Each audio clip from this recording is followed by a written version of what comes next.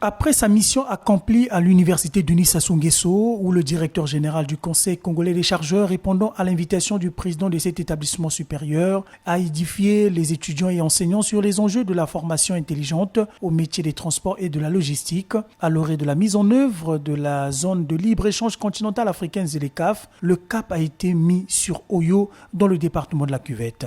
En effet, l'Institut supérieur Polytechnique Sainte-Lucie d'Oyo a abrité le 13 mars 2025 la conférence sur le rôle et l'importance de la logistique et les transports dans le développement de l'économie nationale à l'intention des étudiants et enseignants de cet institut. Cette conférence s'inscrit dans le cadre de la commémoration des festivités marquant la date d'anniversaire du rappel à Dieu de celle à qui on doit le nom de ce cadre éducatif et de formation, l'ex-première dame de la République gabonaise et fille aînée du chef de l'État Denis Sassou Nguesso, feu Edith Lucie Bongo Ondimba. Au nombre des activités programmées a figuré cette conférence animée par le docteur Dominique Candide Fabrice Koumoboulaz sur invitation du promoteur de cet institut. La logistique, en tant que levier essentiel de la diversification de l'économie, est incontournable dans son développement. Sur le développement de la logistique et transport, la logistique, en tant que science de l'optimisation, de la planification, de l'organisation, ça permet la coordination parfaite de trois flux.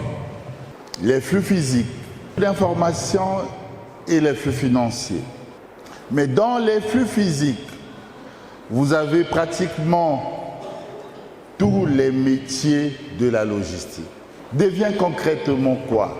Mais c'est cette science qui permet de déclencher une production. Mais avant de déclencher la production, il nous faut les matières premières.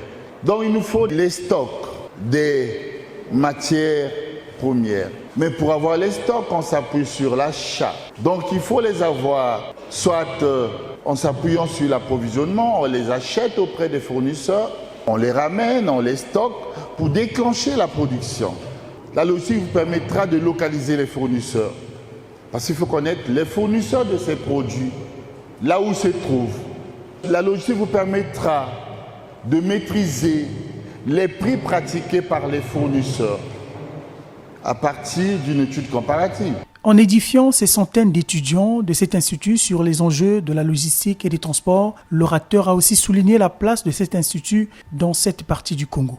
Cet institut a été créé à l'image du centre Trainmar de Pointe-Noire, où je suis le président du conseil d'administration, où je suis le fondateur du centre Trainmar de Pointe-Noire, mais qui a été créé à l'image du centre Trainmar de Dakar, où nous avons le partenariat, créé sur la CUNICED, qui recommandait à tous les conseils des chargeurs africains de créer les centres de formation spécialisés au métier des transports et la logistique, ce que l'on appelle les centres Trainmar, un concept en anglais mais qui veut dire le training in the maritime phase, donc la formation dans le domaine des métiers du transport maritime, mais après la libéralisation, c'est la formation au métier des transports multimodaux.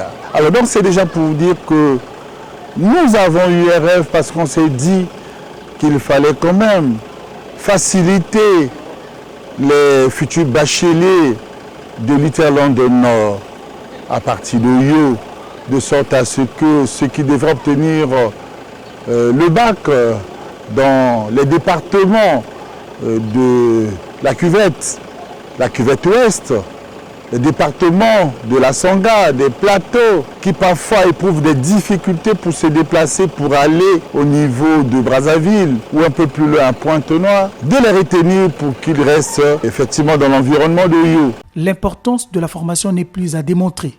La nécessité de la création de cet institut, aujourd'hui, on ne peut plus s'en passer de la formation si l'on veut développer un pays. Cela a été dit par l'un des chefs de l'État du Congo à l'époque.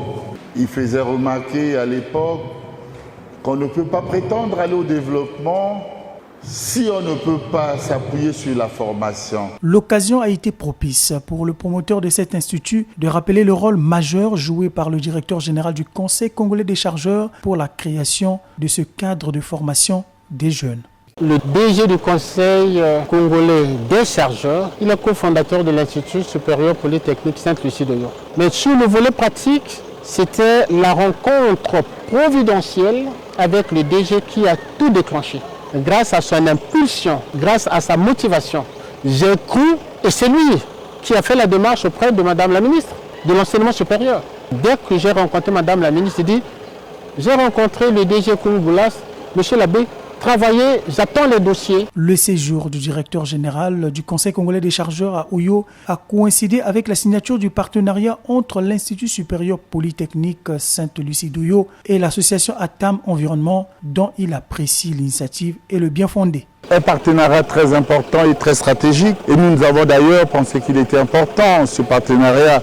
Nous allons également l'étendre au niveau du centre d'entraînement de Pointe-Noire et au niveau de l'association des logisticiens, mais parce que nous sommes également dans le cadre de la logistique environnementale, puisque ce qui se fait, c'est de la logistique. Vous savez que la logistique a un champ d'action très vaste. Vous avez la logistique environnementale. Il faut effectivement gérer la collecte des ordures, des déchets. Il faut savoir gérer ce stock.